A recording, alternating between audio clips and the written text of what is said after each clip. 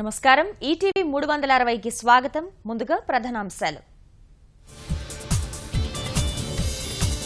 పెద్ద నోట్లు రద్దయ్యాక 2 లక్షలు జమైన ఖాతాలపై ఆంక్షలు. నిల్వ 5 లక్షలు దాటినా వర్తింపు. నల్లధనం కట్టడికి ఆర్బీఐ చర్యలు.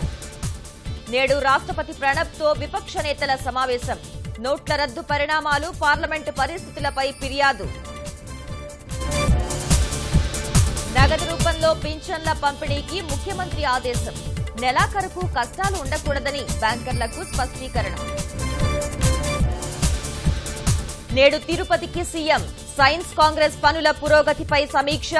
బర్డ్స్ స్విమ్స్ లో నూతన భవనాల ప్రారంభోత్సవం. సాగర తీరాన ఫార్మా కాంగ్రెస్. మందుల నాణ్యతపై చర్చ. పెట్టుబడులు, ఉపాధి రంగాలకు ఊపొచ్చే అవకాశం. అనారోగ్యంతో మళ్లీ ఆసుపత్రిలో చేరిన కరుణానిధి.